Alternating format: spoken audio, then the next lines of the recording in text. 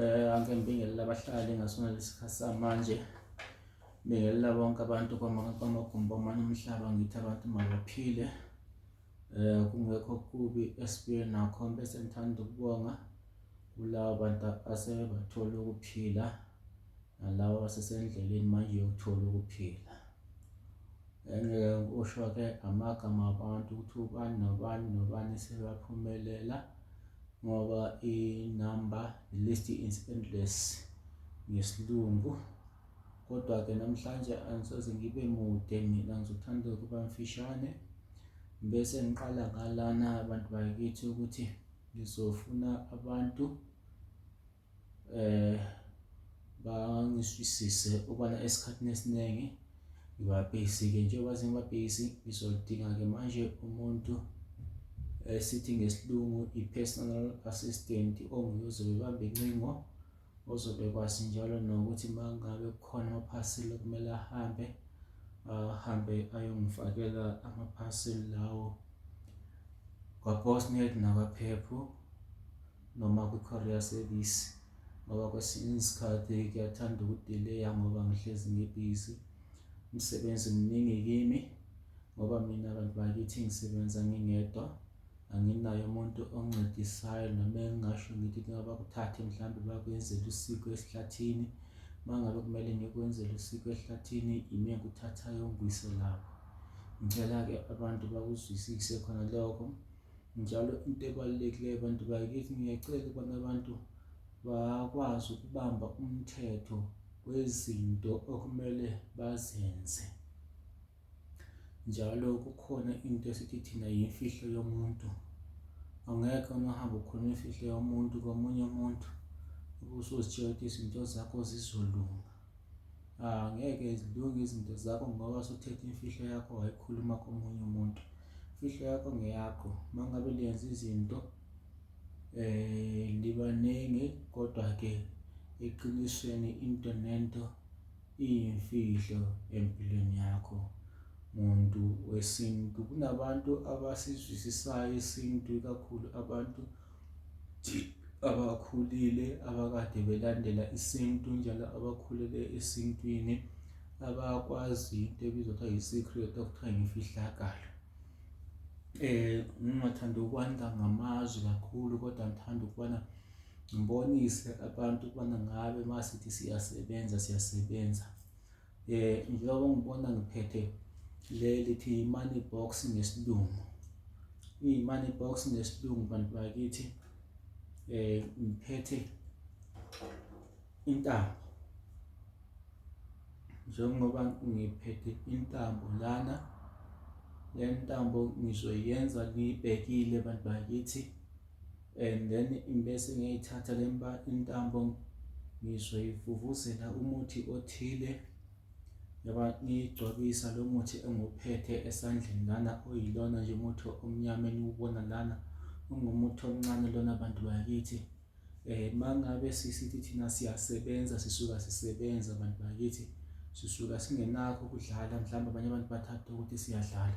Namhlanje i-date njengoba ngisenza lento ingumhla ka-28 April, kungolwesihlanu namhlanje, i-holiday yanamhlanje. Ngenza lento ngo-9 manje ebusuku. Le ntambo bantu bakithi ngiyayigcobisa lo muthi, ngizoyigcobisa lo muthi bantu bakithi, le mpande bese ngiyayifaka kule money box. Ngalolu khunyana ngizolithatha ngilufake phakathi khona la. Ngingalithemba-ke abantu abaningi nantu ngiyalibona lolu khunyana, ngilusondeze ukuze ulubone kahle. Ngizolithatha ngilufake phakathi kuleli box. Malithatha ngilifaka phakathi kuleli box muntu wakithi, ngizothatha lo muthi olana, bantu bakithi, ngizowuthatha lo muthi, ngizovuvuzela nje umuthi omncanyana phakathi kwaleli box bantu bakithi, ngimbone kahle. Sifuna ukuthi senze izinto, lithi hhayi uyenza into asibonanga kahle. Lana bantu bakithi ngifuna ukulenzela into elibona ngamehlo mangabe sikhuluma sithi thina izinto zezimali siyazenza bantu bakithi singenakho ukudlala, bese siyathatha ke thina lesi sigubhu bantu bakithi. Lesi sigubhu sinomuthi phakathi, ngiyathatha futhi lo muthi phakathi bantu bakithi kancane nje, ngingawuthathi kakhulu. Usuyaphela kodwa sizobuya silikhandele omunye bantu bakithi, lilikhande lomunye. Uyathatha le ntambo, uthathe le ntambo njengobona ngendlela engisishaye ngakhona, bengisishaya ukuthi kuphakame le mithi engaphakathi, ukuthi uyasifaka phakathi le ntambo, usiyayibisela ngaphakathi lana muntu wakithi. Hlobo wami, singasobantu esiziphakamisayo, singenakho ukuzitshela futhi, asinakho ukuzitshela kini bantu bakithi, singenakho ukuziphakamisa futhi. Singabantwana abancane esingenakho ukuzishaya isifuba kodwa umsebenzi siwenza. Nansi le mali bantu bakithi, nansi le mali niyayibona ingu-300, i-200 rand ikodwa, i-100 rand ikodwa. Le mali ngizoyithatha ngiyifake phakathi lana.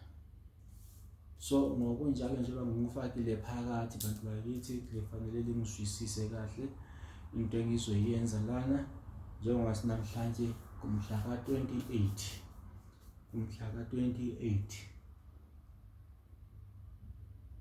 April 2023, njengoba sisho isikhathi sithi singu-9:14 ebusuku, manje ngu-9:17. Lokho siyaqhubeka, isikhathi siyahamba bantu bakithi. Njengobona ngemphethe umuthi lana ezandleni, uzwe kahle lesi sigubhu ubona ngisishayile esandleni, angikunikezi sona, kodwa ke manje uyangikwenzela izinto, ngizosishayela ezandleni zami ngalolu hlobo engishayile ngakhona. Bese ngiyathatha futhi le ntambo ngiyigqobhoze phakathi, bese ngiyayifaka kwi-money box yakho. Mina ngikhombise for example ngo-300 ngoba imali enginayo esandleni, imali engango-300 sengiyifaka phakathi lana.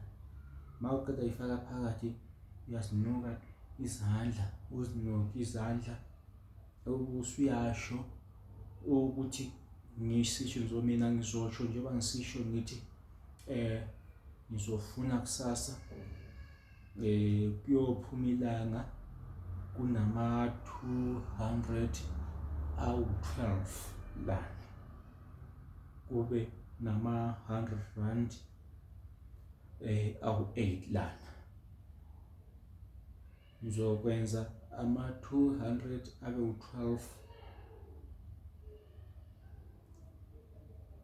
ngizoyenza ama-200 abe u-12,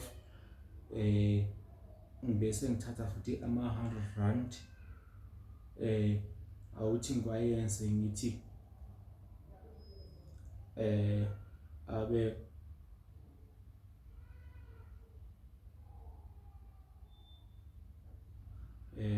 ngizokwenza ama-100 rand awu-10, ngizokwenza abe u-10, ngizokwenza abe u-10, kuvuma 10 manje, kuvuma 10 ngoba u-100 rand owodwa bengifuna ukwenyusa manje, kuyala ukuthi ngiyenyuse lana. Ngizokwenza 12 ngapha ngiyenze 10, kuzoba kuzimali ezingu-22.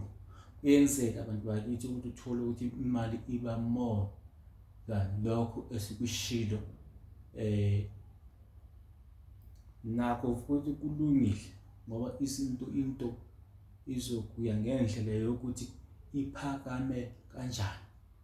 Kodwa-ke mina ngizofuna ukuthi ngiphakamisele yona lento, ngizoyivala bantu bakithi. Ngithi mase ngiyivalile-ke izothi ma isigenerate-ile, kungenzeka if igenerate kusasa noma if igenerate kunge-Sunday, ngizoyithatha futhi le money box, sibale le mali lana libhekile. Mangabe sithi umsebenzi siyawenza abantu bakithi, asithathe i-chance. Mangabe mhlambe khona futhi ongathi nayi mina ngiyazinikela, ngifuna ukuyabona kusenziwa, ngihlale nomkhulu ngivuke naye ekuseni, ngizohlala naye ngivuke naye ekuseni, ngivuke ngibala leyo mali. Ngiyambiza ngithi makabuye sikwenze lokho abhekile, abese siba umuntu ozofakazela abantu ukuthi lento iyenzeka. Kodwa kwamanje ngifuna ulibonisa ukubana izinto ziyenzeka. Ngithi ama-200 sizokwenza bathe senza u-12, lana sizoyenza ama-100 rand abe u-10, of which kuzoba kwi-22 knots esizozenza. Ngingazi-ke ngoba ngisafuna ukubona kungenzeka kwesinye isikhathi into le i-generate imali e-more than that. So lokho nakho siyabe sizokwamukela ngoba kuyabe kusuka kuphuma edlozini. Engudlozikhulu lo okhulumayo, udlozikhulu ngamthola ku-083 2066 954, 083 2066 954, 083 2066 954. Ngicela abantu bakithi singamoshekani isikhathi, singachithani isikhathi ku-WhatsApp. Umuntu makafone sikhulume into siqede. Mangabe into umfonele ngo-4 ngoba kwesinye isikhathi kuyenzeka ukuthi uthole ngibhizi, ngibambe izinto ngezandla zonke. Kusebenza lezi izandla, kusebenza umoya futhi mangisenza into yomuntu ngisesha. So mangabe ucingo luringa oluze ngalibani, okusho khona ukuthi izandla zami ziyasebenza, okusho khona ukuthi umoya wabaphansi uyasebenza. Ngiyenza izinto zabantu ngiyafuna ngiqede, bese ngibuya kuwe futhi nawe ngikwenzele ngiqede. And into engiyifunayo abantu bakithi, mangabe ngithe imali yakho izongena ngosuku olunje, ngizokwenzela ngelanga elinje. Asikho isidingo sokuthi ungifonele ka-100. Ngiyakwazi mina ukuthi lokho kumele ngikwenze muntu wakithi, ngoba mangabe ungifonele ka-100 uyangikhipha futhi emoyeni, gcina izinto zakho sezidileya. Angifuni into zakho zidileya. Makube ngithi lolo suku mangabe sengikwenzela, ngizokwenzela bese ngikutshela ukuthi hayi check-ke ukuthi kuhamba kanjani lapho. And then lana akunabunzima obukhona. Lana masithe siyenza kule money box, senze izinto zenzekile, uyahamba uyezivulela, uyangifonela, uyangitshela ukuthi nasi imali ingenile, bese ngitshela ukuthi okay, i-process yesibili yenza u1 no2. Lento ayinabungozi bantu bakithi. Lekele ukuhloka libuza imibuzo eminingi, kodwa ke mina ngichazile khona lana. And then mawufuna le money box, uyathenga yakho money box, mina ngiyabuye nemali yakho oyifunayo. Mangabe ufuna imali eningi, sithi uyabuya nama-200 aku-5 futhi phezulu, ubuye nama-100 rand awu-5 futhi. Kuya ngokuthi wena ufuna ukuya nama-100 rand amangaki, uyafuna ukuya nama-200 rand amangaki. Sizobuya sikwenzele, uthole imali, uthole ukujabula nawe nomndeni wakho. Ayinawo ubungozi ukuthi mhlawumbe izokudlela iy'ngane zakho. Cha, wena-ke Amandla akuwe ukuthi wena ufuna ukuthi sikwenzele ngokumakanani. Kodwa-ke ma uzoyenza ngale mali ekanje, of which uphatha u-15,000, siyakwenzela. Mangabe ufuna ukwenyusa inani futhi siyakutshela ukuthi okay, kuya nemali engaka. Mangabe ufuna ukwenza mhlawumbe ama-200 awu-5 njalo njalo, lokho siyakwenzela, asinankinga. So leli box abantu bakithi, njengoba ngifufuzela umuthi ngawufaka leli box, ngizolivala.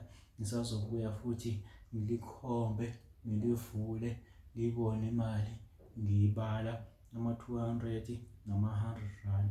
Sithokoze sithi abantu mabaphile, kube khona umusa komunye nomunye wenu abagulayo mabaphile.